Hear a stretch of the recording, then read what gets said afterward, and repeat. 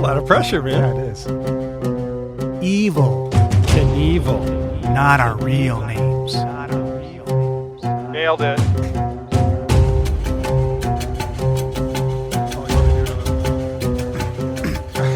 Oh, you want me to do my bit? Okay, here we go. Who are those guys? You're gonna love it. It's just a little independent. That might have been too much, man. We're rolling. We are. We are hot. We're hot. And the engineer is running out on us because we're too hot. We are too hot to handle. Thanks. What I'm noticing is at New Leonard Media Recording Studios, there's Korean kimchi barbecue flavored pork rinds. And that is amazing to me. I think I want to get into those, maybe. Did you pronounce that correctly? Kimchi? Yeah, is that right? Barbecue? Yeah. I believe you because I have I would have. Yeah. Kimchi. Well, you could say it fast if you wanted to. Kimchi. Kimchi. Well, welcome everybody to A Little Independent, the podcast where two friends talk about independent, obscure, just plain weird movies. My name's Ryan. And I'm Todd. Hey, Todd. Hi, Ryan. How are you? You said, hey, Todd. Have you ever done that before? I think it's always... You threw me off. Well, that's that... Sorry. Wow, great dead air. Fire the gun. Let the horses out the gate. The Harry Carey impression that Will Ferrell used to do. Hey! Wow. Yeah, that's on me because, I stopped you right when you started to roll. I'm just, I'm trying to get warmed up over here doing the stretches and then, we're just good. messing with you a little. It's good to see you. We're in the uniforms. We're feeling good. Yeah. The uniforms are great. It puts us right into, Again, have you worn this outside? No. You haven't? I haven't. It's the best thing I'm not as brave ever. as you because... It's the best thing ever. People are like, whoa. Losing their mind. What is wrong with you? But they named the wrong movie twice on you, right? Yeah. So we've mentioned before what our uniform is, I believe. It's Buffalo Bill holding Precious. And but just the way that he's positioned over you, it's very intimidating. You're down in the cellar looking up yeah. as he's hugging Precious, looking down at you saying, "It rubs the lotion on its skin. Or gets the hose again. If she will, Precious, she will get the hose." It's a very intimidating T-shirt. And when you look up Buffalo Bill T-shirts online, there's a bunch of them, but this one struck me as particularly upsetting, which is why I picked it. Well, you were looking for the one where he's at the door because we always go wait, and that's what you were looking for, which doesn't exist apparently. No, not that I found. But so we have an opportunity here. There is one. Email us at alittleindependentpodcast@gmail.com and maybe send us 2 free T-shirts if you like our podcast. We will wear them on the air. Promise. Yep. And you'll never see it. But there's rumors out there we might get cameras, so who knows? You might be out. We have faces for radio, but Well, you don't. Oh yeah, right. You're a handsome fella, dude. You are the Tour de France of. I could say it. It's radio. All right. Yeah. So it's been a little. Let us know what you think. Solid podcasting. Yeah, we usually don't mark it, so today's an exception. Yeah, that's okay. Well, last movie was your pick, and it was a fun one. Yeah, I thought. I forgot what it was already. You forgot the last movie? Well, it's been 2 weeks now because I forgot we it too. didn't do Rust Creek. Yeah, our girl. Oh. Okay, to follow up, we usually do this. I watched your movie and literally had to force myself to watch all the way through. Triple X, Return of Xander Cage. You did? In honor of our Rust Creek gal from Rust Creek. Hermione. Hermione, right? Yeah. And oh boy.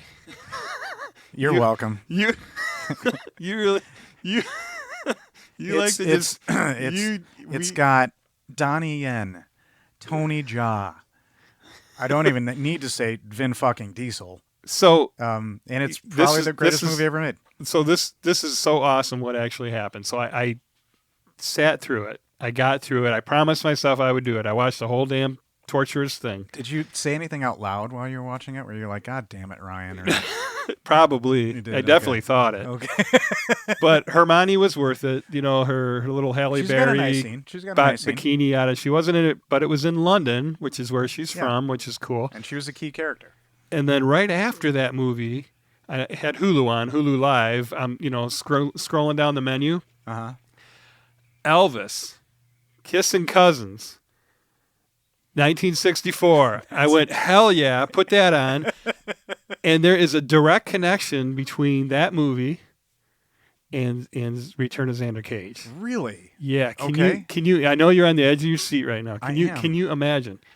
So whenever Elvis walks into a scene or a room and all the girls just go gaga and googly eyed and fall in love with him. Right. And that's probably natural. Probably, doesn't even have to be in the script. Yeah. Whenever Vin Diesel walks into a room, all the girls are like, "Oh my God! Oh, yeah. I want to sleep with you. I want to make make bondage jokes." Like in this scene where he meets Hermione, he literally like bangs 3 girls into oblivion. You realize they're unconscious, like the things I do for my country. Yeah. And in the next scene, they're all like literally I did swear at you when he said that line, I think. I mean, that was as bad as Can't We All Just Get Along in the Planet of the Apes. I threw up in my mouth a little bit. Wow. Interesting. So, yeah, that's what I noticed immediately. I was like, okay. So, it's in the script. They all have to be, love potion number 9 whenever he steps into camera Vin Diesel range. has an ego, and that's part of the reason I like him. Like he knows what he can do, and he calls himself Franchise Viagra. Or no, The Rock calls himself Franchise Viagra. And that's what caused tension with Vin Diesel. But anyway, we're not here to talk about that. Thank God. We're here to talk about the movie I picked for this week. And I've been trying to find, go back in time a little bit and find, because there's a lot of independent film throughout the years. But one that was so big to me growing up that I didn't realize was independent because of the star. Yeah. Was 1984's Repo Man. Yeah, cool. Had you ever seen this movie before? No. Really? No, and this is number 18 for us now. Episode 18, yeah. And the only movie that we've both seen, and this is so surreal to me because, of how we talk movies constantly and, and how many we've each seen. Right. The only movie we've both seen out of these 18, I believe, is Butter. And I think all the others... The other one had not seen. Yeah. And that's incredible to me. That's a good point. I mean, I don't know how we did that. That's a good point. Well, it shows the difference, because I think about this movie and I think about you, and this movie is so rooted for me because of the music. And it's punk rock. Yeah. And this soundtrack just was the fucking bomb back in the day. Yeah, and it's so torturous for me. And I can imagine it was. I didn't mean to do that to you intentionally, but god damn, I love this guy. I like going into your world once in a while, and then come back out and take a shower and and not be so filthy anymore. So, 1984 Repo Man, description of the film: a young punk recruited by a car repossession agency finds himself in pursuit of a Chevrolet Malibu that is wanted for a $20,000 bounty and is something otherworldly stashed in its trunk. Your thoughts? Yeah. Recruited into being a Repo Man. It's an interesting recruiting technique that he used. Right. Again, these are all IMDb facts, which we know are always true. But it's labeled Google it. Labeled as an action comedy crime. Action comedy crime. Well, he stole what's in the trunk, so I guess that counts as a crime. I would throw sci-fi in there. 1,000%. You're right. You're absolutely right. I mean, the crux of the movie is because sci-fi. in the end, yeah. the end makes it sci-fi with the slime green glow.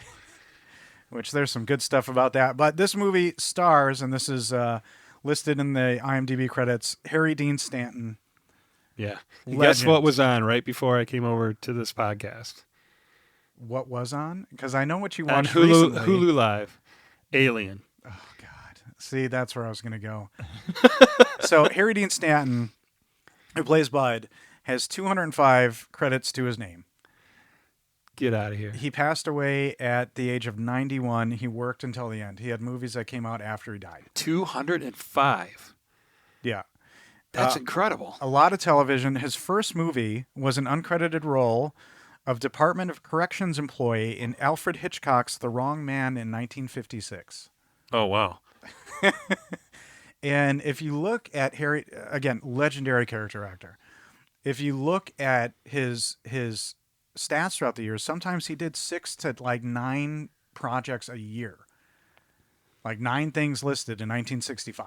Wow. So this guy, and you know how I feel about character actors. If Oh, I yeah. had my druthers, that's what I'd be. But the one thing that I know him for is Alien. Yeah. Right. Right. Every time I see him, the word "right" Yeah. pops in. I can hear him saying it. And Yeah. he has been the lead in several movies. Yeah. And I just haven't seen many of them. He was in Kelly's Heroes, which is a movie I love. Oh, I do. Yeah, I don't remember him in that. He was in a bunch of movies with Warren Oates, and he was notably in a movie in 1974 called Cockfighter. Did he win? It was, I think, literally about cockfighting. Warren Oates. Not crossing swords. No, not crossing swords. But the foul. It wasn't a porn. Do you know who Warren Oates is? Is he the brother of Hall and Oates? John Oates? No. The love child. He was probably best known as Sergeant Hulka in Stripes. Remember Stripes? Oh yeah. Uncle Hulka. Our bestest friend. Harry Dean Stanton was in The Godfather Part 2, but he had a role in The Avengers. The scene where the Hulk falls through the thing, and doesn't he say, I think you've got a condition, son? And it's the funniest. He almost steals the entire movie. Yeah, I don't know. And then, aside from Alien, I go Escape from New York. Oh yeah, he's the doc. Hell yeah. The doctor. Hell yeah. Is that an independent? Oh, we'd have to. I don't think that was in a film festival. Probably not. Second build, a lesser-known actor, Emilio Estevez. At this time. At this time as Otto. And do you know he's got 14 directing credits? He's directed 14 movies. Yeah, and he's also a organic farmer and owns a vineyard and makes his own wine. Does he really? Yeah, I heard it right from his dad.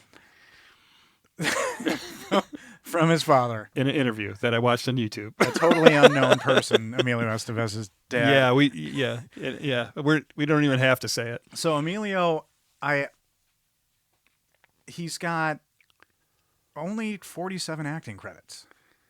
Yeah, he went into producing and directing, Which I think, is heavily odd to after me. after being labeled the Brat Pack. I could Right. see where you would not want to get typecast in that realm. Yes, but Charlie Sheen. Come on, St. Elmo's Fire 12. Charlie Let's go. Sheen was in the same ilk, and he's got 86 acting credits. Yeah. So his brother has twice the amount of acting credits. They've worked together a few times.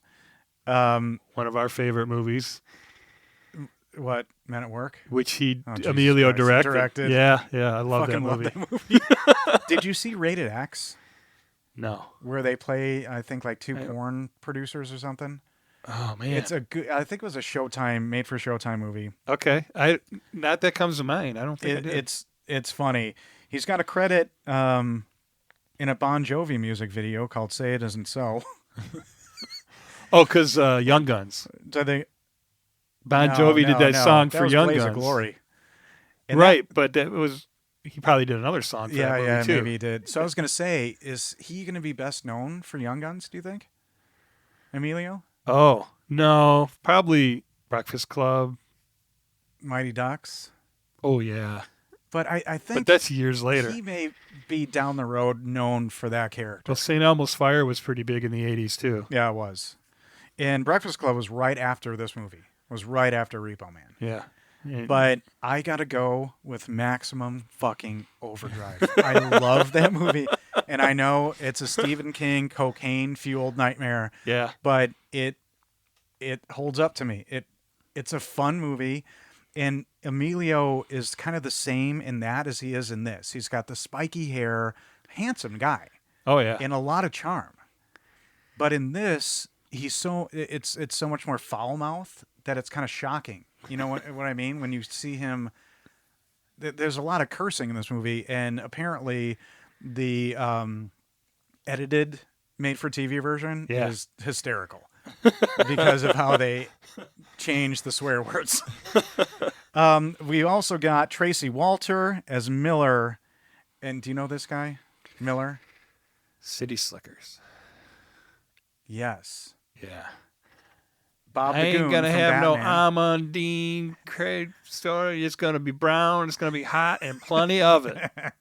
I paraphrase, sorry, but This guy is phenomenal. Yeah. I think he's so great. I love him in City Slickers. That's what I know him from. So he plays Bob the Goon in Batman. He's like the Jack Nicholson second. He plays Malik in Conan the Destroyer. Oh, Bob Gunn, and then he shoots him. Yeah. That's him. Yeah, Oh that's yeah, him. yeah. Okay, I forgot about he's that. a prominent character in Conan the Destroyer, the second Conan film, which was terribly decided to be rated PG-13. It's Wilt Chamberlain's only acting credit. Conan the Destroyer. And ironically, Tracy Walter was in Young Guns 2. Oh, The guy who played Miller. So he and Emilio acted again yeah. later. Cool. He was in the TV show Airwolf. Do you remember that? About the I helicopter? Yeah, like an attack Yeah. helicopter. I can I see think like the Jan Michael Vincent was the star of that, if I'm not mistaken. dang. It fact check me, give me some hate mail. I don't care. I'm still trying to pull that one through the cobwebs. Then we have Olivia Barish as Layla. A lot of TV. Had you ever seen her in anything, Layla? She reminded me of a young Bernadette Peters, That's interesting. but no, Yeah. I didn't know her from anything else other than I kept thinking she reminds me of her. She was on a couple of episodes of The Incredible Hulk. She was on Charlie's Angels. She was in a movie called The Time Crystal, where a kid goes back in time and joins up with a young King Tut to battle evil. Got to see that one. And she was in a 1989 movie called Dr. Alien. And she was in the sequel to this movie in 2009, Repo Chick. Shut up. There's a sequel. There's to a this sequel. Movie. Yes, there is. Written and directed by the director of this film. Does she wear smiley face pins?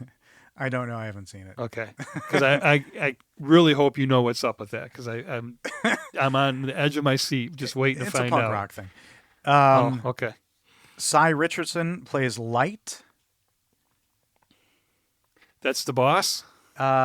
No, he is the African-American fella who is in 3 of my favorite 80s movies. Okay. Sid and Nancy, Which is the same director. director. Okay. He plays the bartender in Tapeheads. Did you ever see Tapeheads? Nope. John Cusack and Tapeheads. Eric Roberts. Tapeheads. Aaron Roberts, the Yeah. guy that's been in the most movies of all time. Okay. And he is in They Live with Roddy Piper.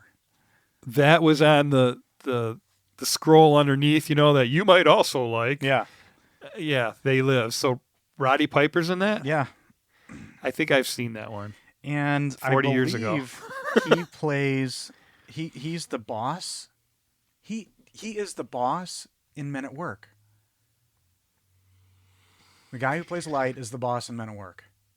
Well, He has a brother. I'll say there's a Played guy by that says, Keith David. that's a waste of a perfectly good Yeah, white man. that's a different guy. Yeah, Okay. Keith David. But the boss How you do that? is there's another actor named David Keith, and now I'm getting it's Keith David. But the boss in Men at Work is the guy who plays Light in this movie. Okay. So there's other connections. What I think is interesting is the main characters are named Bud, Miller, and Light. I didn't catch that. Except for Otto. Yeah, what the hell's Otto? There's a beer situation. Auto parts? All right, so tagline. Now, this is an infamous situation. So there's a bunch of taglines. Okay. A repo man is always intense, but only a fool gets killed for a car. Yeah. I do my best thinking on the bus. Not just a job, it's an adventure. Not a winner yet. My favorite one, it's 4 a.m. Do you know where your car is? Well, that was time specific because they used to have that. Do you know where your children are? That's right. Yeah. Now, this is on the poster. Okay. This is going to be the home This run. is the tagline that's on the poster. Meet Otto. He's a clean-cut kid in a dirty business. He's a repo man. He steals cars legally. Now he's out to repossess a 64 Chevy Malibu with an amazing reward of $20,000. But Otto is not alone. There are others who want the car and will do anything to get it. The risks are great because hidden in the trunk is something so incredible it could destroy them all. We'll give you a hint. It glows in the dark. That's literally... I'm speechless. That's on the poster. That's a description, not a tagline. I know. And that's literally on the That's poster? on the poster, yeah. Welcome to 1984. Yeah. 1 hour and 32 minutes. Budget $1.5 million. Worldwide gross $129,000. $1 million. So it didn't make a much money. In today's money, Yeah. 1984, $1.5 million would be like what, 100 million now? No, probably not. Maybe 10. It didn't make a lot, and it wasn't successful, but it was successful on a second run because of the soundtrack, actually. It revived Iggy's career, is what I saw in an interview. Yeah. So Tracy Walter won Best Supporting Actor at the Academy of Science Fiction, Fantasy, and Horror Films USA. Alex Cox was nominated for writing. Alex Cox won Best Screenplay at the Boston Society of Film Critic Awards. Alex Cox is the director of this film. Directed Sid and Nancy, Kurosawa documentary, which is really awesome, called The Last Emperor. And he's got 2 movies in development, one called The Boarding House Reach, and one called The Fourth Horseman, starring Franco Nero. Both in development right now. Yeah. So he's got movies in development right now. So he's been around, Yeah. going on 40 years. Yeah. 36 years. So Franco 37 Nero, years? in his newest movie, is also in Killer Mermaid. And Sid and Nancy is one you've told me to watch, which I Yeah. haven't yet. So Yeah. maybe you'll get that on. Gary Oldman get that on the show. hates his performance in that movie, but it's incendiary. It's Yeah, fucking he's never amazing. had a bad performance. He's just tough on himself. So, your thoughts on this? Are you like an '80s weirdo movie where you Okay, bummed out? So the first time I watched it a week ago, we had a delay in our podcast, so I watched it once and then waited till yesterday and today to rewatch it. So the first time I thought, my initial reaction was just, this is fucking weird. This is just, it's all over the place. This is a weird movie. Writer, director, God love him, but and I'm like, this is so Ryan. This is Ryan's groove right here. And then the second time I watched it, I was more in the flow with it. I enjoyed it much more. Is it that you don't know kind of what you're getting in for, and it's kind of tough to be on the journey the first time? Yeah, it just felt like it didn't have much structure. It was just kind of like a day in the life of, The editing is insane. And it just kind of seemed weird, Yeah. Weird was the word I had, and I was like, well, now I know why he says weird in the podcast. So, opening credits, you see Michael Nesmith presents. Michael Nesmith of the Monkees. So that's where the 1.5 million came from. Yes, it did. So which monkey is he? Because I don't know. I don't remember. He's not Mickey Dolenz or the other I know who. recognizable one. So there's a little Davy somebody, little guy, Davy Jones, and then the Michael guy. Nolans, Dolans, Mickey Dolenz. I know who he is. Yeah, because he was at the Autorama in Detroit Did once you know when I was the there. Monkees were like a manufactured band? Yeah, they didn't even play instruments. Yeah, Yeah, they were made for a TV show. yeah, isn't that crazy? So this guy had enough clout, and there's a little bit of a story later. But I was like, Michael Nesmith. Well, So one of the guys' mother or somebody invented whiteout, I remember hearing. So he had a bunch of money in his family. that could be. And that might be this guy. That could be. I don't know. All right, we're putting it on paper. I could be way out there. And I like the opening credits. I think the red and green. Yeah. Did you see the Highway 666 on there? Yeah. Is that a real thing? Probably not. I didn't know if they had the capability or the budget. Think that's just a weirdo thing to have done. Because it matched all the font of everything else, on the map. I just thought that was weird. And it's specifically the opening song. I think is pretty cool. And it's an original song by Iggy Pop, whose career was not doing great at this time, and this was kind of getting him back into the swing of things. The part I heard was on the interview about he had just moved to L.A. and from wherever, I don't know where he moved from, but New York or something. But right, and he was not he was not the man out there apparently, and then he got this gig and it kind of relaunched him. So. You have an opening on a desert highway. Not to be confused with the Eagles song. Right. On a dark desert highway. But there's a car going by and a motorcycle police officer gets after it. And I couldn't help but thinking, being a bike cop in the desert must fucking blow. He was in the shade. Even still. Like, it's what kind of job? It's dry heat and it's 110. God almighty. and he's in full uniform with a helmet. That's my first thought. Terrible. Yeah. That seems like a terrible job. Yeah, he must smell really bad. And not that it matters, but he pulls over this car. And did you notice anything about the driver? Did anything? The sunglasses with one lens out and, totally spaced out, but you find out way later on why. Yeah. Because, he signed up for the lobotomy class. Yeah. Which is an interesting thing. A lobotomized man was able to get himself to California. But he is suspicious because he's going fast. And weaving. Yeah. And the police officer asks, what's in the trunk? Was there a reason for that? Well, no. Just in the 80s, though, if we remember back, it's nothing. We gotta remember, it's nothing like it was now. It is now, because I remember in the 80s being 16, 17 years old in high school, walking down the road with open beers and this just drinking them over, and the cop just saying, "Hey, pour that out," and then taking our 12-pack, and then they went and drank it. Oh, I never even heard of the word DUI when I was in high school. Right. That was I'm sure there were. Yeah. But it's not like it is now where everything, it's a complete different world. So you got to remember that. That's true. Yeah. So a cop could just say, what's in your trunk, Because he's interested in taking whatever's in the trunk. It might be a 12-pack in there. That's a true story, by the way, for me. Whoa. You can't just drop that. What? That really happened to you?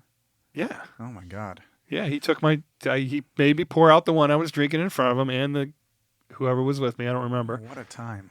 And what a glorious time. Took our beer and drove away. And we were clearly underage. That's probably in the drinking right in front of him somewhere right now. But the officer goes in the back of the trunk and in a totally comic way opens it. A glowing light explodes him. Yeah, and the sound effects, yeah. And nothing but his boots are left. With smoke coming out. So, did you know this was, or did you think this was funny? Did you? Yeah. Well, the skeleton. Yeah. The fake skeleton in the I don't know, super deluxe cheesy, because this is the same year as Ghostbusters. Oh yeah. So clearly not the budget of Ghostbusters to do the effects, but the skeleton and the sound effect was hilarious. But that's that's why we love independent filmmakers. Yeah, they just get it done. But it's a comedy at the same time. Yeah. Because right away, it that kind of screams comedy to me. Uh-huh. And back in the day, I see Iggy Pop and I'm like, oh, cool. But that moment was like, oh, this is going to be great. All the things I like: comedy, horror, maybe, and punk rock. Yeah. So we meet Otto, Emilio Estevez's character, at the grocery store. Yep. And what an intro. Yeah. He's not his. So we had our inciting incident, right? That would be it. Something's in the trunk, right? And then cut to our lead character intro, and he's not spacing the cans correctly. Well, he's establishing himself as a rebel, as a punker. Yeah. Although he doesn't have a punk rock haircut, he's super clean cut, except for the one earring. Well, That's maybe the punkness in him, is that earring. That was it at the time, right? Like that's the hardest core thing you could do. Well, the other ones that he hangs with had the mohawks and the that's spikes. True. That's true. I wonder if there was something like he's like, I'm not doing it. I'm not going to look like a weirdo. I have no idea. He didn't. Yeah, he didn't. Because he looks pretty pristine. You're right. Yeah. For like. And then he's just got the little dangly earring. Yeah. And what I think is funny is he's chastised for not doing his job right at the grocery store, and immediately he's like, "Fuck you." And the security guard pulls a gun on him. Yeah. Again, it's the '80s. You could do that. And he probably could have shot him. What a because time he used profanity that you lived in. Jesus. Well, you were there too. Cops are taking your beer. I wasn't old enough to drink beer in 1984. Yeah, all you had to do was write the report correctly at the end of the night, that it met all the laws, and you were good. Wow. So he leaves a job he doesn't care about, and in the first 10 minutes, just for me, there's a circle jerk song and a suicidal tendencies song. Like, soundtrack wise, I'm like, oh man, this is awesome. Well, good to know, because I know none of that. No. But like, if it was the jazz equivalent, it would have been like your favorite, like Weather Report. Esoteric. Yeah, exactly. And then the Tower Power ends it out. Yes. I would have been having a floorgasm. And they probably could have done that. So he goes to like a warehouse, and they're just like moshing in the parking lot, which happened. Yeah. Like if you were a metal and punk kid, the right song came on, you just started thrashing yourself about with other people. Were you one of those? You got a true story? Absolutely. I was at a Cannibal Corpse concert, and a song came on. I was in the bathroom, and the entire bathroom erupted into a mosh pit. People didn't even wait to get out to the floor. They just started It wasn't moshing. A concert? It was a DJ? Or no, it was a concert. It was a gig, okay. Just like a big song came on, and everybody stopped pissing and just started punching each other. Wow. Yeah. I am so sorry I missed out on that. Oh, well, I mean, do you piss on each other? I mean, do you zip? I mean, what? I think everybody's zipped. You don't remember? Like, oh. Yeah. We're probably a little inebriated there. Yeah. So he goes to a house party, and he has a lady friend, right? Because he's seen in bed with Debbie. Yes. Who is a prominent character later. And he's a real Casanova, He really, has got a lot, he really charms them. Yeah. Does a lot of foreplay, making sure the girl's taken care of. Yeah. Not. And then later she cheats on him. And that's like the absurdity of this movie. Yeah. Like you see, like it feels like. Well, what was with the folding of the pants? Do you know? No. Okay, because he folds his pants and he just lays back, puts his arms behind his head, and says, "Okay, go to it."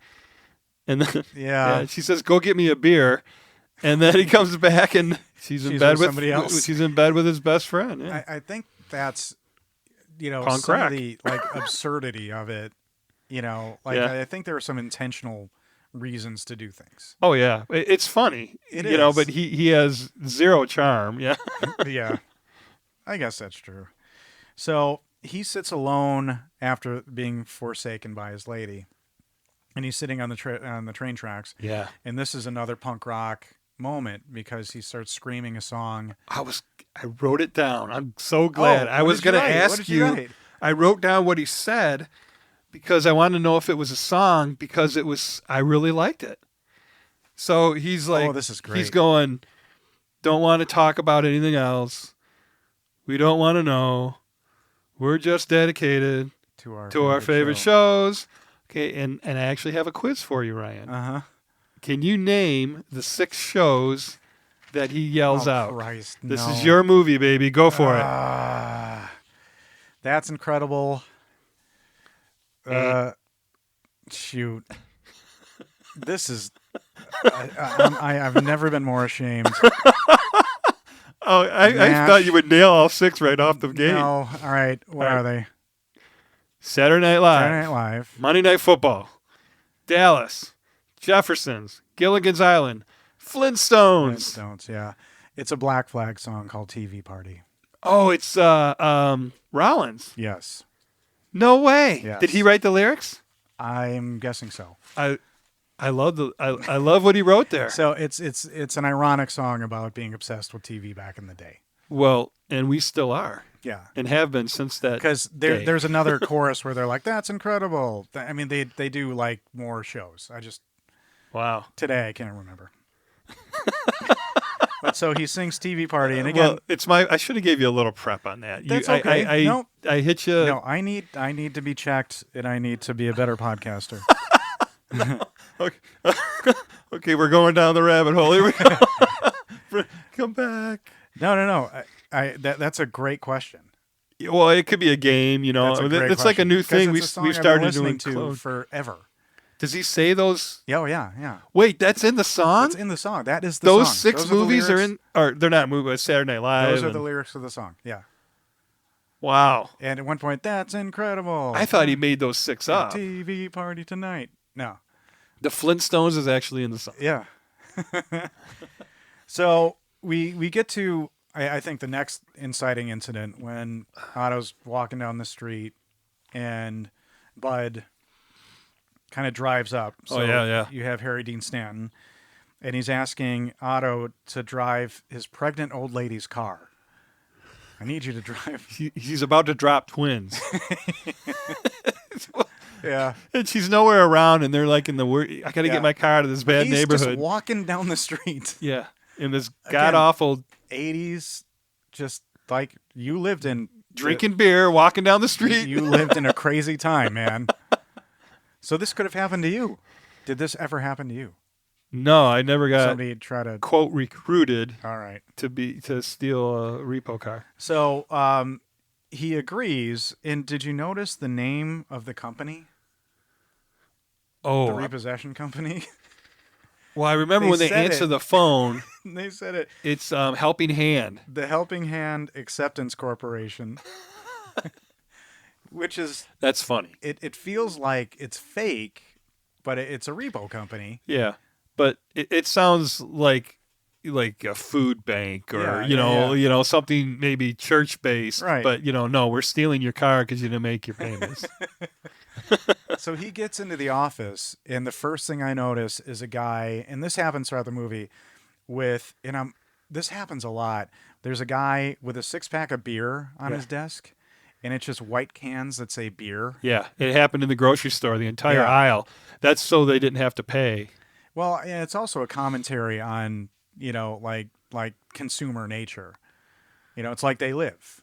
Obey and all that kind of stuff. It's like consume. Yeah, consume. I didn't even think of that. Food. Yeah, it's all so they didn't have to pay, cornflakes. That's a good point. Yeah. You're probably right, actually. The white bag just says pretzels. I looked too into that. No, how do you know? Well, That's some nice like insight. the consumer culture. You know what I mean? Like that's what everything was about in the 80s. Yeah. It was cops stealing your For beer lack of a better word, and greed. Greed. You see right. you see what I did there? Wow, that's not an independent movie. We can't talk about that. No, but his brother's in it. See what I did there? Yes, you did. Oh, Wow, you clever man. I know. Blue Moon has been good to me today. And Can the I say guy, that? the guy, not sponsored by Blue Moon, but we're open to it. But the guy gives him a beer, and when he pours it out, it's clearly water. Oh, I missed Like that. it's clear, and that's like a meme. It's just like clearly, it's not when he beer. walks in and says, "Did somebody piss on the floor again?" Yeah. So I wrote down two things, and I don't know what they refer to. I like Canadian bacon myself, and people just explode. Well, that's when they are when the government's there making the explanation to the cops of why there's just a pair of boots there. Oh, that's the first. Yeah, that's people just that. explode. And this lady, the government lady, with the hand issue, she reminded me of, although she doesn't have her stature, but she reminded me of Sturba. Oh, Yeah, smaller in stature, but for some reason, maybe it's the hairdo, just the blonde. She just reminded me of her. Interesting. Yeah. Sybil Danning is her name. Sturba. Well, that's Christopher Lee. And that is from The Howling Part 2. 2, yeah. Yeah. My sister's a werewolf. That's an interesting. Is that it? Yeah. That's the whole title? Full title. So I would have failed in that show that you go Doug to. Loves Movies, yeah. Yeah, because you have to name oh God. You're built for that. So, they go back to a supermarket, everything's generic, things just say food. And then Otto goes back home, and I think this is kind of a cool moment with his parents. Where he's trying to scam him out of $1,000. Well, no, he wants to go to college. No, he's just trying to get the money because he's broke because he asked for the money first. I was believing the best in Otto at that point. Oh, well, that's it's that like, I want to go to college. And they're like, we spent the money and we gave it to a televangelist. As they're watching the televangelist on the TV. Which was another 80s thing. Oh, yeah. So, like, you saw all that stuff happening. Well, it still goes on. Yeah, it does. Yeah. And they're blank-faced, just watching this TV, which is so... That image is so impactful to me. They won't take their eye. They won't even look at him. Yeah. To say, we gave your college savings away. Sorry. But they donated it in all 3 of their names jointly. They're sending Bibles to South America. Yes. Yeah. Okay. So he was pissed. Your reaction to that?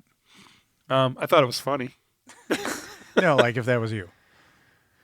The $1,000 that they gave my be college fund to the television. I probably would have done surveillance on the televangelist and exposed his network. All right.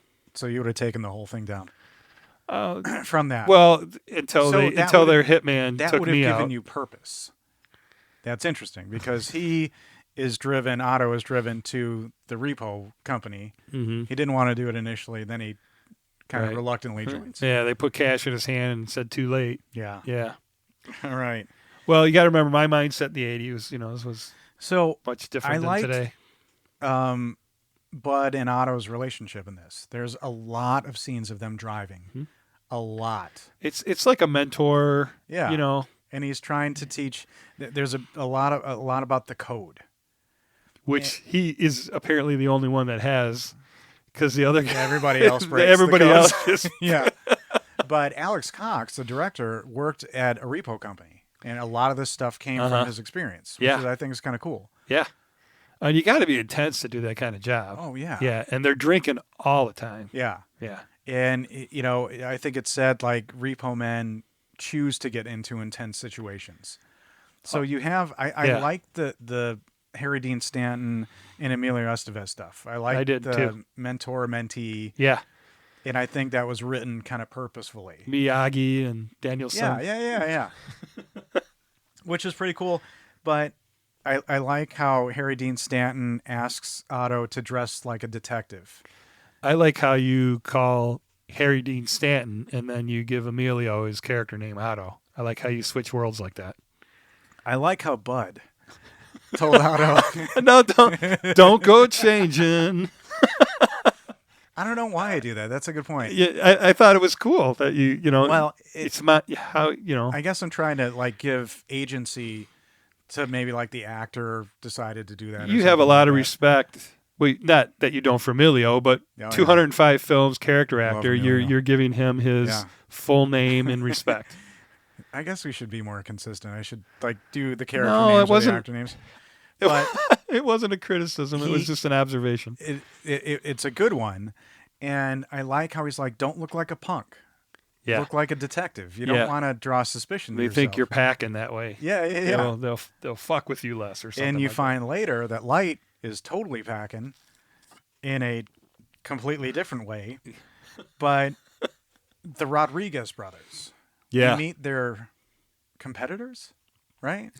I got the impression they were actually car thieves, but I think they're but they should have been competitors. Repo. Yeah, I think they are. A couple things they said, it made it sound like they were just literally thieves, but I think I got thrown off on that. Okay. I liked, the point again, and this made me think of the consumer thing where I think Otto or Bud says, "Let's go get a drink."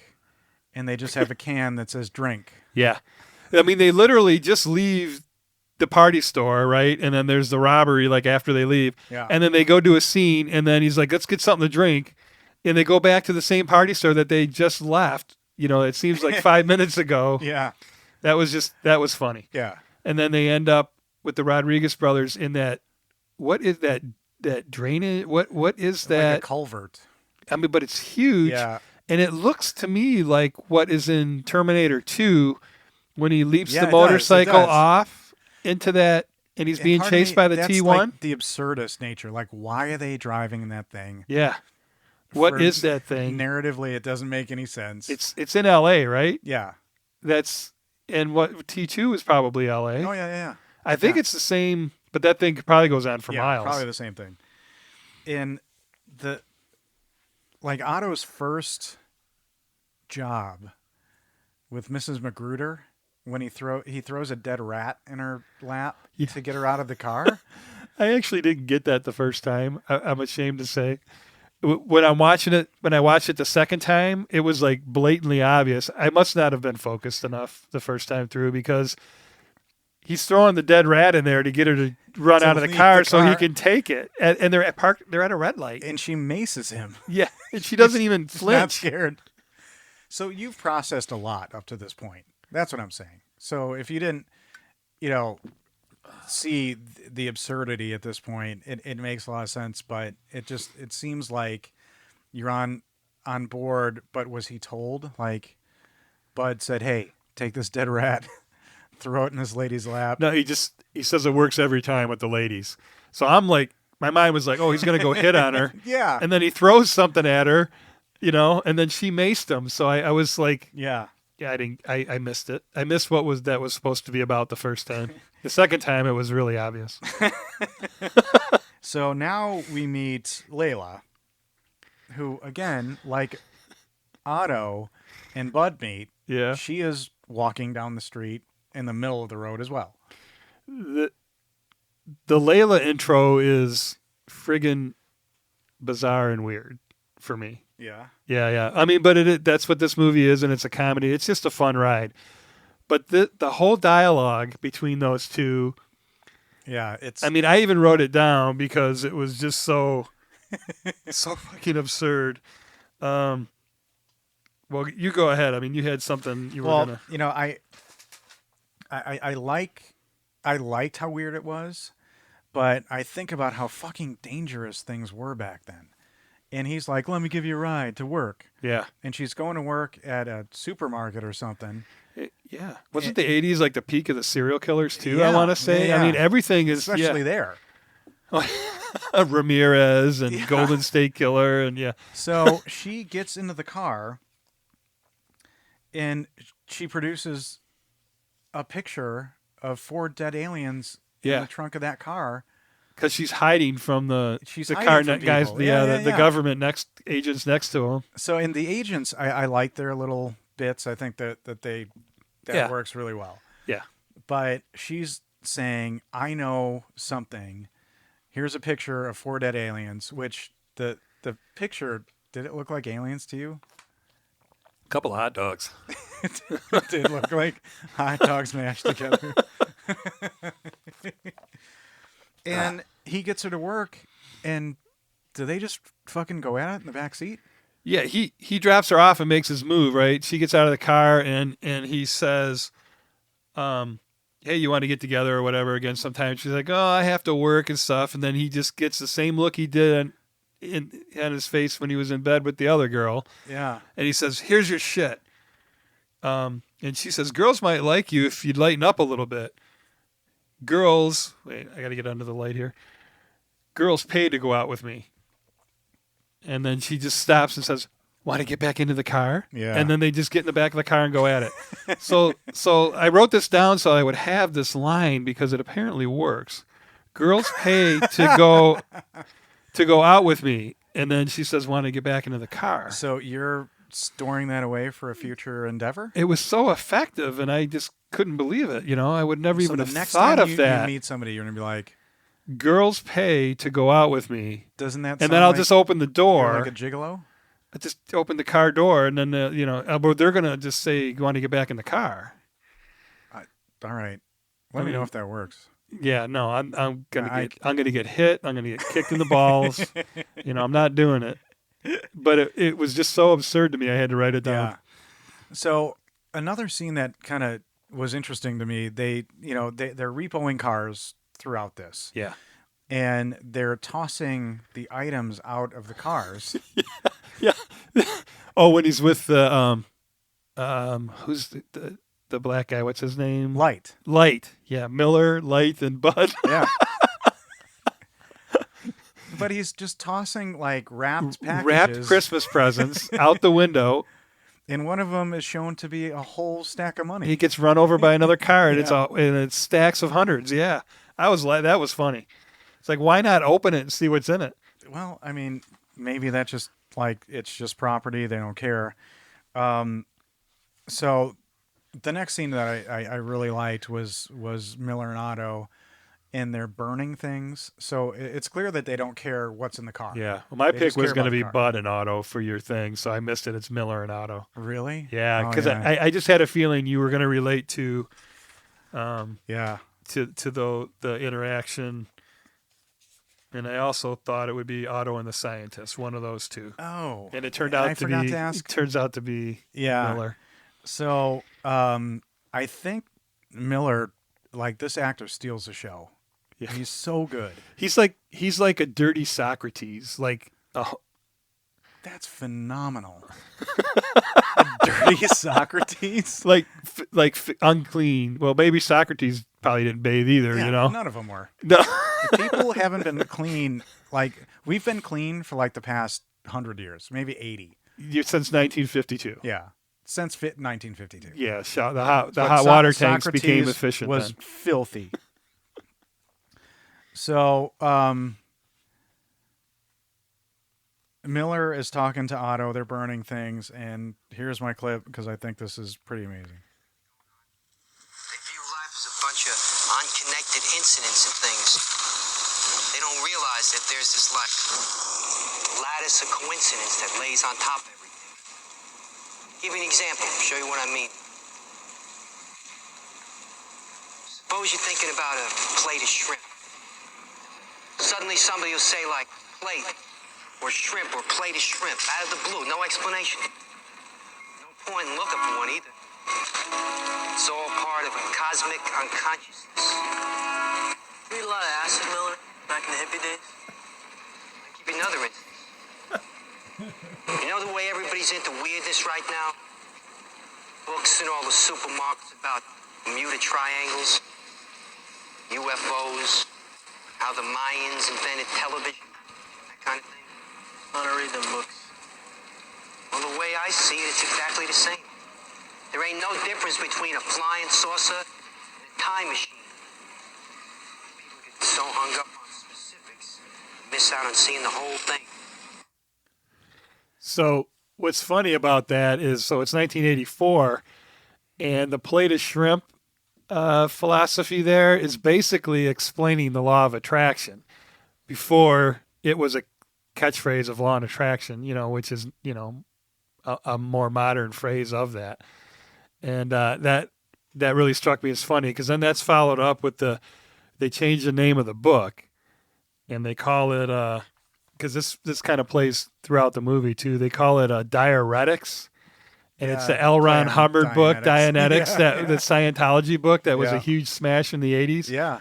That was hilarious. And then this is basically a law of attraction explanation, which, I thought it was pretty cool. It's a great little scene. But that guy delivers so well on that. Yeah. As they're just burning shirts and I keep waiting for him to cook breakfast. And what have you.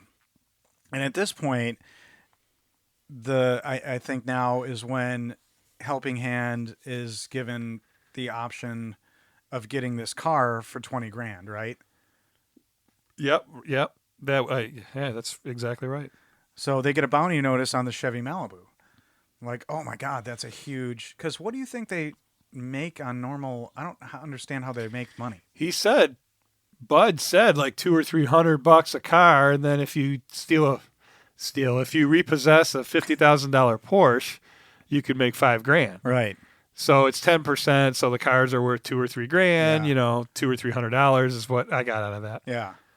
And, you know, you get little bits of the government people doing surveillance. Now, who do you think they were? FBI, CIA? CIA was dropped in one scene. CIA was? Yeah. Okay.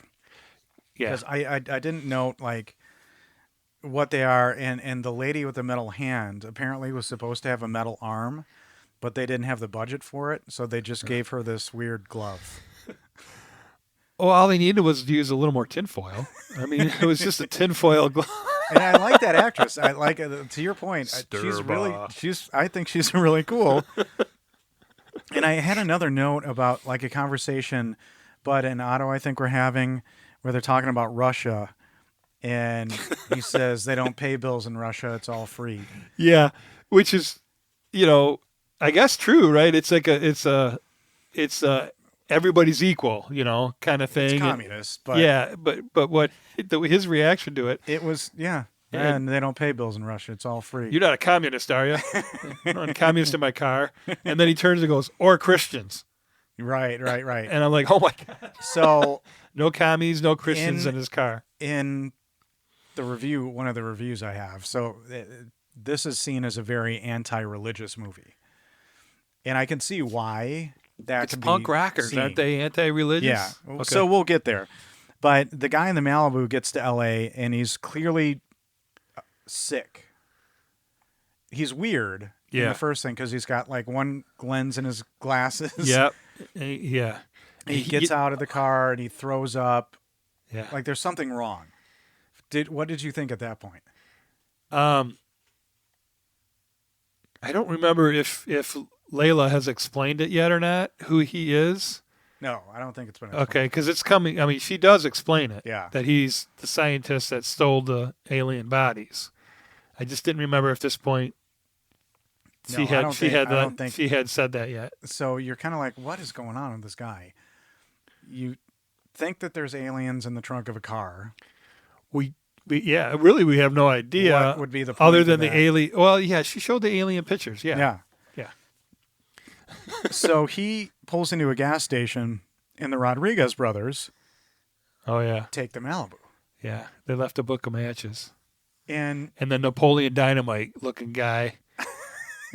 nice. Yeah, and then also the scientist reminds me of somebody, and I'll wait till the scene where they're alone in the car later to tell you who, because he delivers a line that Yeah. completely reminds me of someone from a 1966 movie. Oh, And I'm like, oh my God, is that him? interesting. Yeah. So So that was my theme for this, Brian, is everyone reminded me of somebody else. something, from the past. Yeah, older. The scene where Otto goes to get Mrs. Parks's car and gets beat up, Oh, yeah, in Motown. yeah, is an interesting scene because it's very clearly, he's got to go repossess this car from a woman who's got grown kids who are not going to let him take this car, and he gets his ass. No, kicked. it's a band. Oh, are they? Yeah. That's right. I mean, they came in with the guitar, the bass player's leaning on his case, the hard shell case. Yeah, that's right. Yeah. That's right. Yeah, and I thought because Motown did move to L.A. at Yeah. some point, and that's what I kind of thought it Oh, was. that's cool. That's neat. Yeah, I didn't don't think remember about what year, but it was around that time that. Wow. or before that. Yeah, Motown went from Detroit to L.A. So Otto gets his ass beat, Yeah, big time. and Like 7-on-1. this comes into play later with the code of the Repo Man. Right? Like, beat yeah, up a Repo Man, you have to pay the price. Yeah, who did that to you, boy? Right, right. So we get back to the Malibu with the Rodriguez brothers, and it's like sputtering and gurgling, and you're thinking it's breaking down. And they're really hot, right? Yeah. Yeah. They're like, we got to pull over and get a drink. Yeah. In another gas station, if not the same one. I don't know. Probably the same one. That they just stole the car from. So, were you getting sci-fi vibes at this point in time? Yeah, because of the aliens. Yeah. The alien picture and Yeah. the CIA, hunting down the car. Absolutely. Yeah, you think there's aliens. So you forget about Debbie, who cheats on him, and the two guys that she's running with, and they're doing crime all over the place. Yeah. Apparently the same liquor store 3 times. They robbed that same 3 times That's in the right. same movie. Yeah. You think that's just a location problem? Yeah, it's a budget. It's a budget. We got clearance for this one. They probably shot them all back to back. All those scenes Just back put a to different back. guy behind the counter. Oh my God. So they steal the Malibu. And so now you're like, this car, there's something wrong with this car. Yeah. If there's aliens in this car, They're dead bodies. what does that mean? Because it's hot, it's not a good thing, apparently. Yep. What Radiation or something. What I thought was interesting is that's when Otto and Light go to repossess the Mustang, and they get shot at. And it's like, this is dangerous. Yeah. Like, it's been dangerous for Otto this whole time. Like, but he's in for the ride. Well, then Light pulls up in his car and pulls out the big gun Yeah. and starts firing back into the house. Shooting And at a house. did you notice? So that gun sound was straight out of Dirty Harry. So if you listen to the sound of the guns The 44? that's being fired at him, Uh-huh. you know, when it first goes through the window, it's just a regular, you know, bang, Right. bang, whatever. Right. And then when Light pulls out his gun and fires back, you will hear the 44 Magnum Sound sound. of 44. It's the exact same sound from Dirty Harry. Well, I mean, that's interesting because Otto's like, you can't be shooting at a house. You could have killed somebody in there. And then he like points it at his leg and shoots him, Yeah. and nothing It's happened. like blanks. Blanks do Blanks the work job. just as good. They did work just as good. That was a cool scene. It was a cool scene. And so did the CIA, they kidnapped a weird guy. Is Layla kidnapped as well? Yeah. She sure is. And then And is this where more of the plot is kind of revealed? well, they're, you know, that's where she reveals that Sturba reveals that she's CIA, you know, Yeah. because she's like, you want to work for the CIA? Right, And right. because she has to turn in who Otto is, Exactly. you know, because they're trying to get to the car because they know Otto Yeah. knows where where the car is. And the next scene is them getting ready to avenge Otto. And I notice Miller is just cutting his own hair. And just laughing and smiling when he's doing is it. that Yeah. an actor's choice? Do you think on the day he's like, fuck it, I'm going to stand here like a weirdo and cut my goddamn hair? Were they cutting his hair before that? No, And then he just started cutting his own? He had a mirror and he's just cutting his hair and Yeah. smiling. And he's like, yeah, he's like all giddy. Yeah. And maybe the director's like, let's go with that. Yeah. Because I- that seems like an actor's choice. I think so. Where'd the scissors come that from? guy's great. Well, he might have been like, give me some scissors. Yeah. Or they were on set because he's in a junkyard. That's like a walk-in move. You know, Yeah, just yeah, picking yeah, up the yeah. maracas and start Yeah, dancing. yeah, I used to be a exactly. dancer. Exactly. So now they go to a club, and this was another punk rock moment for me Oh, boy. because there's a lounge band. Oh, and I only know this one because I saw it in the credits, or I saw it in one of the interviews. Oh, what'd you see? That was the Circle Jerks. Yes, the Circle Jerks. Doing- Is that uncomfortable to say Doing, for you? yeah, I kind of hesitated on that. They are doing a lounge version of one of their songs that's called "When the Shit Hits the Fan." Duck.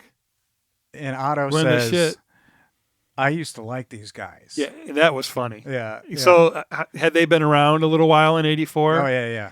So I mean, that's really funny. Him so saying I used to like the him. original singer of the Circle Jerks sang for Black Flag, and then he left Black Flag or was fired and created the Circle Jerks. Oh, so so- Rollins isn't the founding. No. I've never even heard a Black Flag song. I gotta at least listen to one. well- Which one should I listen to? Ay. Give me one and I'll TV listen Party. to it. Yeah, What? TV Party? TV Party. Yeah, that's the one that's in this movie that he sings. Oh, It- so I heard it. Black Flag is a. I know this is not a movie or a music podcast, but they're a. I call them a challenging punk rock band because their music is not catchy. It's like on the first album that Rollins sings on, "Damaged." By the last song on that album, his voice is gone. You can hear it. What a title. You could hear it. Yeah. And it's such a gritty, amazing performance, and you know they did it stupid. They weren't smart about it. They didn't plan it out. They just did one song. They left the last song damaged for the end, and it's the hardest thing to do. And his voice was shredded. Yeah. And that's what's compelling to me. He strikes me as hardcore. I mean, from the movie. Oh, yeah. I mean, he's just like a warrior. Gave it everything. Yeah. No technique. Just screamed for years. And so Black Flag's a tough band to, they're catchier, punk bands. You know, the Green Day and things like that. But Black Flag, I think their stuff is really terse and angular. Yeah. And the riffs are messy. It's definitely not mainstream. No, it's the epitome of punk rock. Yeah. And they were like, you can smell the sweat when you listen to a Black Flag song. That's the best way I can describe it. That's awesome. You could see the gleam in his eye, folks. He's a happy man right now. So, the aliens are clearly causing problems in the trunk, right? It seems they're getting hotter and hotter. The car car is a problem. something's gonna go wrong soon here. And the strange guy confronts the three punks. Yeah, because they had stolen the car from him, and he's trying to get the car back. But he's clearly not well. No, but you're like, what is his end game? He's smart enough to say, "Why don't you see what's in the trunk?" Look in the trunk. Oh, you're afraid to look in the trunk? And then the tough guy Duke there, gets his hand burned a little bit trying to open the trunk, and he starts whining and crying like a baby. I thought that was funny. Yeah. That he's a tough guy until he actually gets hurt, and then then he's back to being the white suburbanite and that he is. That's telling. Yeah. That's telling. Yeah. That's a lot of... Because they reveal that in the end. Yeah, and in punk, in the days, a lot of it was, I think, and you lived through it, you saw it, was a suburban reaction to, what they thought needed to change, and they wanted to be different, but at the core, they were suburban kids who just wanted to be hard and be different, but they weren't. Yeah, rebellious. Yeah. Yeah. But there were some real punks, and there's stories about bands. Well, it came from England, didn't it, originally, the punk scene? Yeah, I mean, I don't want to officially comment on that too much, but yeah, I mean... Okay, I mean, I didn't know, maybe it started here and went over to there. I don't know. There's different versions or different...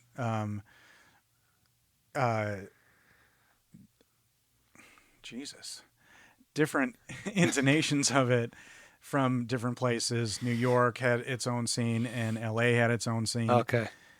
Should we leave that long pause in? Just think I had a fucking stroke? It wasn't as long as you thought. Oh God, it feels it like just fucking felt like forever. Holy shit. Just because, Ryan is usually smooth as a baby's bottom, baby powder, if you will, for God our Olivia almighty. Munn fans. And that's another quote that's credited to you.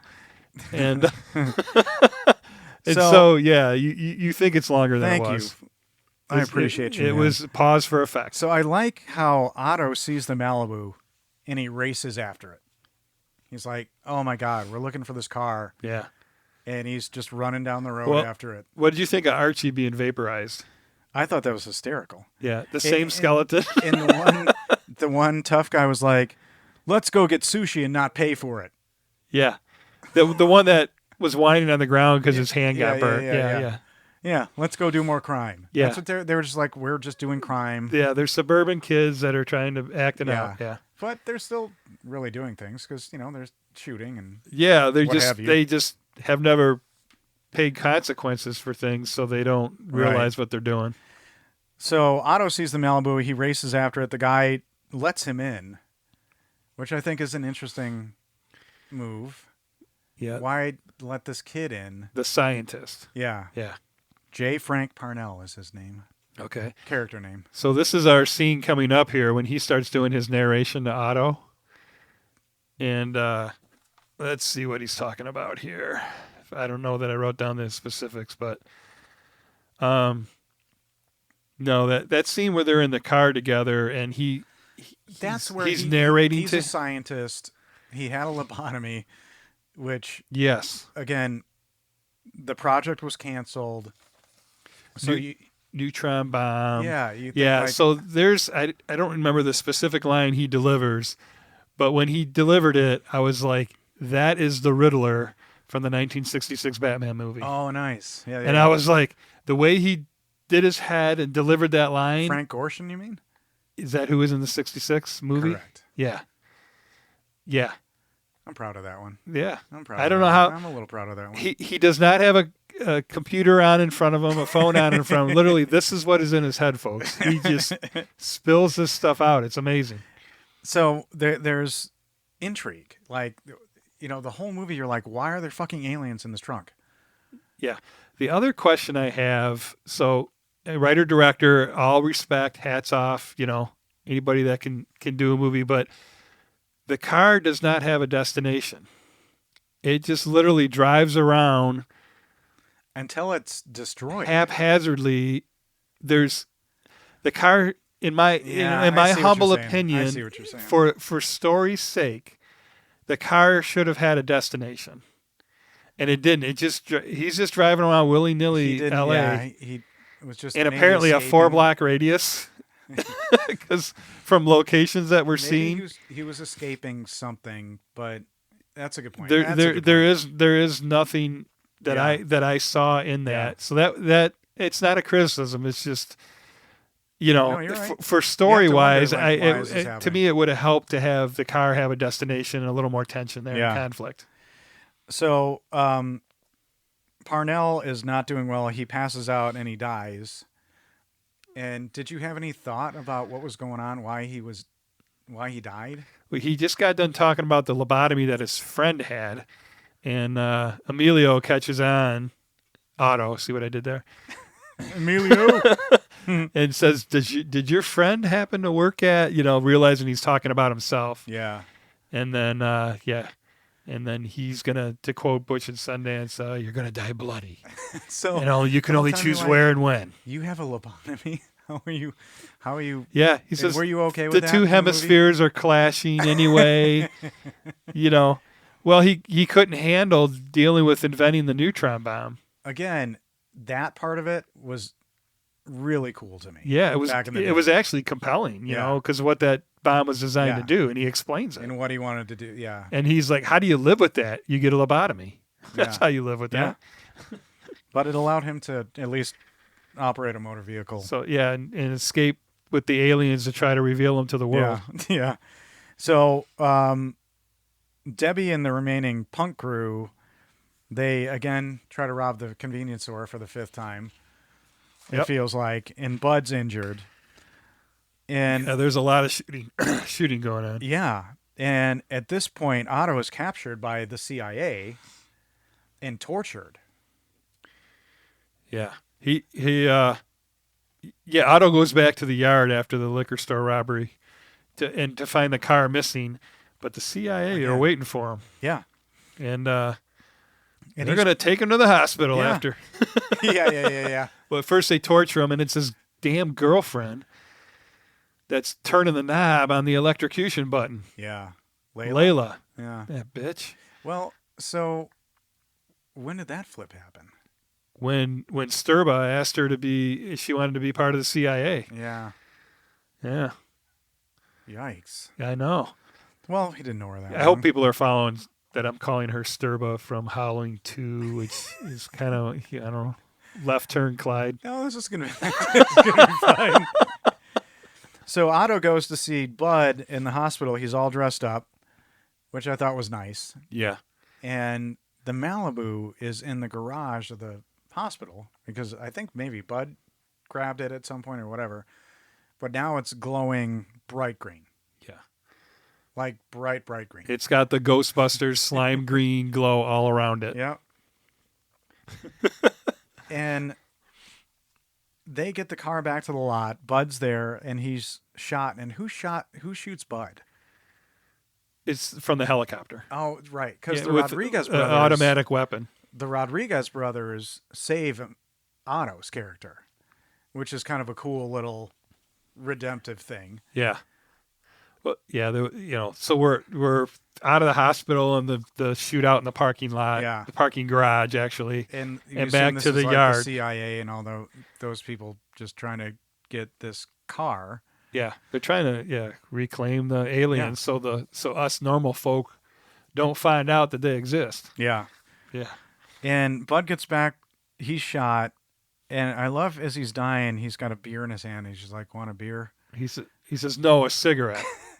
Oh, he says a cigarette? They say to him, "You want a beer?" And he says, "No, a cigarette." Oh, that's right. And then he says, "I'd rather die on my feet than live on my knees." So it does like a full-on John Wayne, Clint Eastwood. Yeah. Oh, and there's a nice surprise about John Wayne in this movie for you folks that watch it. So, who's this character? Who's what's his name? Miller? Socrates. Miller. Yeah. Miller. Yeah, Miller's gonna have an opinion on John Wayne, so you can Which is take that opinion, because apparently there's some merit to that, I guess. Really? Yeah, there is. The whole dress thing? Uh-huh. Yeah. Is that a dagger I see before me? Or a nice big dick. Oh. All right, maybe we'll edit this episode. We're going sideways on this one. People show up, things are happening, and people are trying to get to the car. CIA. The whole cast. The televangelist shows up with a holy Bible, approaches and is exploded. Everybody can't get to the car; they're exploded. Yeah, there's like a force field around it. Yeah, yeah. And one guy catches fire. The holy Bible that the preacher's holding catches fire. Can't get near this glowing lime green car. Enter Socrates. Yeah, and that's why with a smile on his face because he just cut his hair. This movie is so fucking weird. Yeah. To the end. Thank you. So at least I did call that right from the beginning. Yeah, you did. And I honestly didn't remember how bizarre it was. Uh-huh. You know, I grew up watching it, and it was all about the soundtrack and the punk rock and the brrr. Yeah. But I didn't look at the narrative. I didn't look at it through the lens that we look at movies. Yeah. And your point about the car not having a destination, and J. Frank Parnell, where's he going? What is he doing? Is he just trying to drive away until he dies of radiation poisoning? I assume. Did you assume that? It was radiation from the aliens? Yeah. Yeah. Because it's hot, you know, so it doesn't bother me. He does do that scene about, you know, people can take 100 X-rays, but then he says about he had the lobotomy too, so it's a little... Yeah. I think it's a combination of the two. Yeah.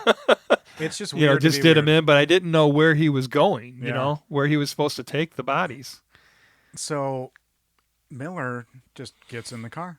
Just walks right up to it, right through the force field, smile on his face, gets right in. So, you know, it took me a couple watches to come up with a conclusion for that and for the ending, but you know, I'll let you know what that is. So, we're not there yet. Emilio's got to get.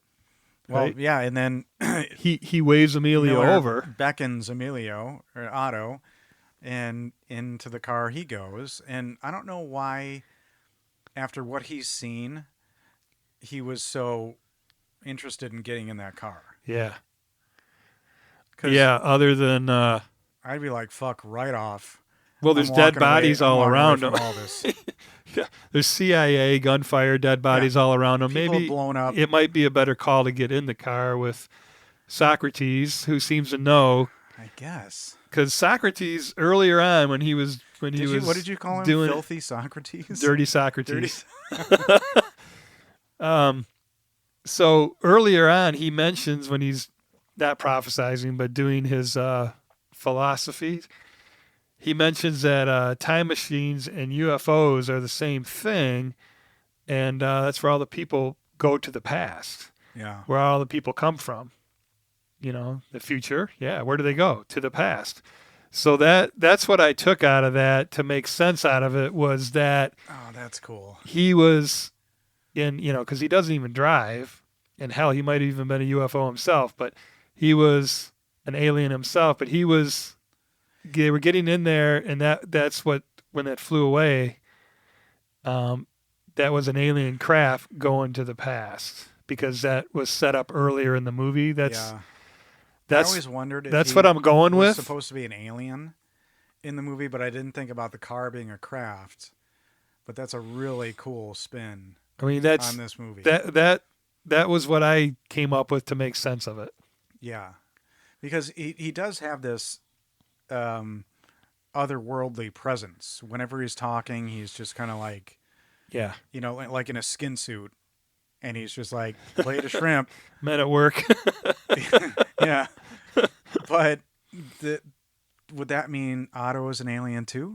Oh, not men at work. Shit. What am I saying? Men in black. Men in Black, Skin suit. wearing a Egger suit. Yeah, God, that's a great scene. Your skin is hanging off your bones. Is that better? Yeah. So Otto gets in the car. We're now Yeah. talking about a mainstream movie, but fuck it. And up the car goes. It's aliens, baby. Yeah, it's all relative. Up the car goes and into space. Yeah, it's flying around LA, and then the camera goes up into outer space, and then it like does like a little warp speed thing. Like Yeah. it's like a POV thing. So that's, again, I love this movie because it ends with, oh, those regular people just went into space. That's cool. There's no reason for that. There's no, No. Well, you can see why it's a cult classic, oh, yeah. because that's the kind of movies that do that. Yeah. So it doesn't have to be perfectly written, perfectly foreshadowed, Well, so thanks for getting through it. Oh, yeah. Yeah. We had a good time. I watched it 3 times. Once last week Oh, jeez. and twice this week. I watched this movie so much growing up. And again, it was one of those, like The River's Edge, that I might suggest for the pod. Like the music. As The River's Edge was the same thing, but with metal. Like Slayer was on the soundtrack. Oh, okay. Like it guided the trajectory of the movie. So were you more into punk or the metal? What Metal were they more- 2 different phases for you? No, same time. Okay. Really. And I, got into the Misfits because the guys in Metallica were always wearing Misfit shirts. So Yeah. that kind of came first, but when you had them on a soundtrack, it was so rare Yeah. because the 80s were so populated with pop music. Yeah. And you didn't hear a lot of punk rock or metal on movie soundtracks. Huh. So when you see something like this, or like Tapeheads, for example, Fishbone is in Tapeheads, you're like, oh my God, this is for me. Even if it may not be the best thing, Yeah. this is for me. I don't know the movie, don't know the band. That is okay. We may get there. Well, Ryan just introduced me to a band through a roundabout way called Nightwish. I'm now holding a digital Blu-ray of 2 concerts to watch. Wow. I did do some YouTube research on her and her being the newest singer, and yeah, she is a frightening presence on stage. And then you find Formidable. out she has an operatic Yeah. background, so that's intense. Well, we share things with one another, and that's the point. So some added notes. Alex Cox, the director, was born in Liverpool, moved to Los Angeles to attend UCLA in 1977. Same year, he produced his first film, Sleep is for Sissies, which I've never seen. That same year, he wrote the screenplay for Repo Man, which he hoped to produce for $70,000 and began seeking funding. Sometime after, Monkees member Michael Nesmith agreed to produce the film with a budget of 1.5. Hey, with the membles. People say we memble around. He's so memble. So he produced it for a budget of $1.5 million. The movie wasn't a success generally, but the soundtrack album was. So, Oh, cool. like, that was about the time I think that they started making. Yeah. Because I remember the Ghostbusters soundtrack, Yeah. that song. And my dad got us the record, and we played it for 7,000 days straight. Oh, I'm so sorry. I'm surprised I'm not murdered by my parents. Yeah. Because we played it And Huey Lewis won that lawsuit, What? Oh, yeah. if I'm not mistaken. I don't know. I think he did. But the album was a hit, so they re-released it in a single theater in New York City. It ran for 18 months, and it earned $4 million. Wow. Yeah. What year? You said the re-release. It didn't say what year, but it may 85, 86, maybe. Oh, so soon. So it Okay. came out, wasn't successful. The soundtrack was, so they re-released it in Yeah. one theater, ran for 18 months, and earned $4 million. Again, IMDb trivia. So Gotta love the 80s. yeah. The company that makes the Christmas tree air fresheners, which are in every car, We didn't even mention that. apparently contributed financially to the movie. Wow. So Michael Nesmith is into the Christmas tree air freshener groove. No special effects were used to make the Malibu glow at the end. The car was completely coated with 3M reflective paint. No CG paint. No, that was a ghost. What? That was a Ghostbusters Again, IMDb. glow around that. That was digital. Yeah, you're probably right. I mean, I wasn't there, so I can't say, but just from my viewing it, I know. It did look like it had a glow, but I don't know if 3M paint could make that kind of effect on if you filmed it in a certain way. An alternate ending was planned but never filmed, where Otto joins a group of South American revolutionaries. A small element of this can be seen where Marlene is at the Rodriguez's brother's house, where you see a bunch of weapons. wow. That's a weird fucking ending. Yeah. Well, Marlene was with them, you Yeah, know, yeah. and so she was part of that group, which was kind of interesting. Another alternate ending had the entire city annihilated by a nuclear explosion. Ugh. And Jimmy Buffett is credited as additional blonde agent. No way. I looked deep in the credit list, and Jimmy Buffett is credited in this movie as additional blonde agent. Wow. There's no stopping Margaritaville, people. Is this better than his role in He's got another that role. Jurassic? He's in Jurassic World. Jimmy Buffett. Yeah, where all the pterodactyl things are flying through, and he's seen like grabbing 2 margaritas off the table and ducking.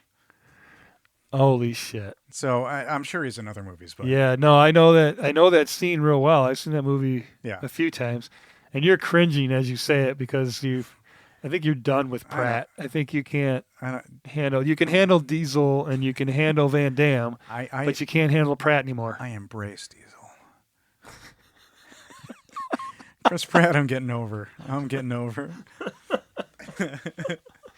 We're goofy. We're goofy tonight. We're Who's a little. somebody you're over? Like, is there an actor or an actress that you're just Oh tired of? God, there has to be. Don't say Vin Diesel, but because I was never on. Yeah. I Is there like. somebody you were It's on? true. I did like him in Pitch Black, and then from then forward, I lost it. Nothing's coming to mind though. No one. Well, that's good. But I'll report to you next week. Awesome.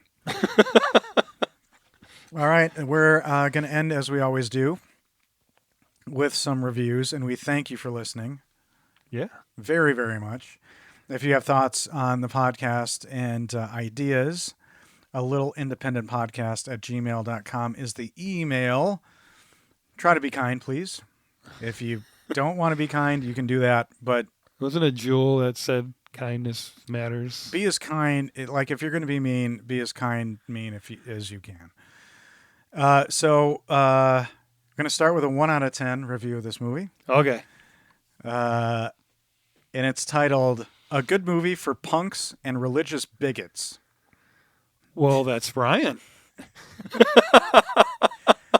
The release date says 1984, but it might as well say some year in the 1970s because it had the sleazy look and hate-filled anti-religious bias that was so prevalent in films in that decade.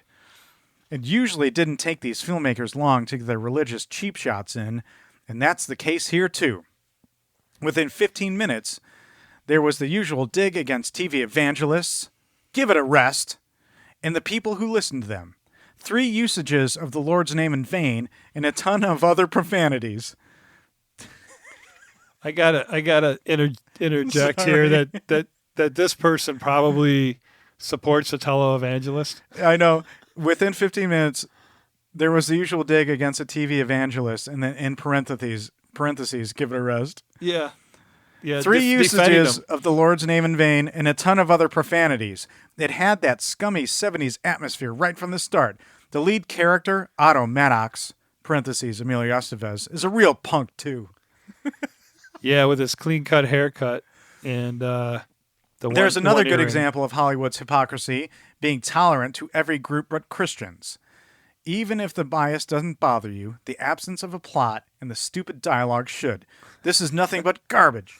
Punk rockers and just plain punks love this film, and that should tell you something. Yeah. Lighten up, Francis. Oh, Which is whenever we do that's these, the fact, Jack. whenever we do these, I'm thrilled for these people. I'm thrilled for these people who do these goddamn ridiculous reviews because I get to say them on our podcast. that they get so worked Thank up. goodness for them. So diving in, yeah.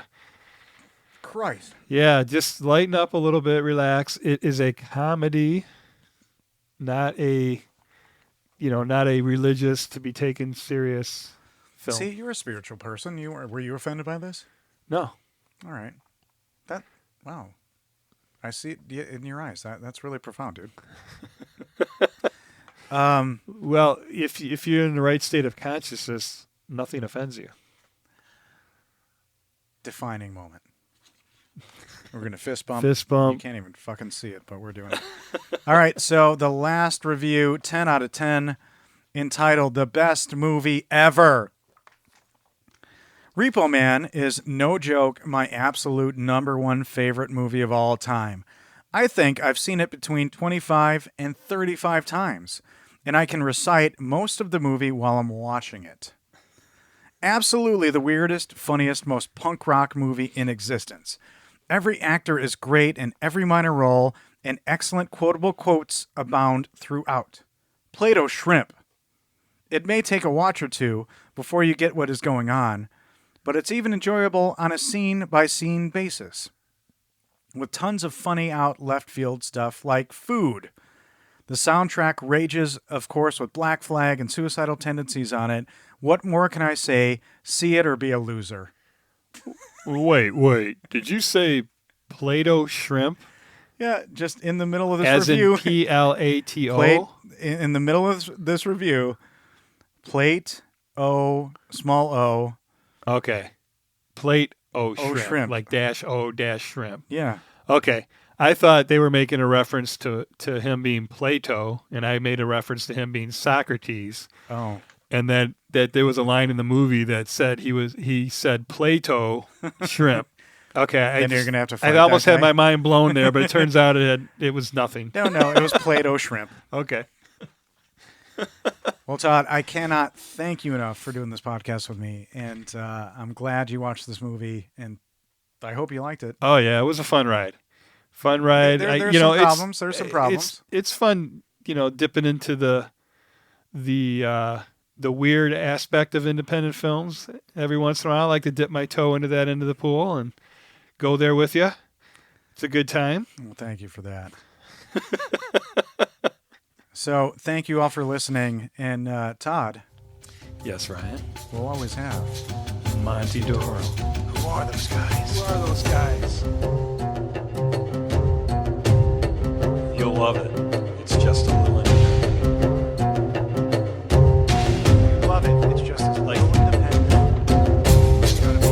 You're about to say. You'll love it.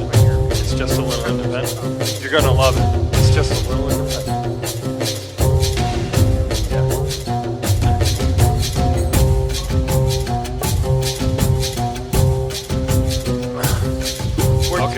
We're tens. Yeah, we're two or two. We're You know, love it. It's just as little independent. Like it's just like I'm little introducing a independent. movie to you.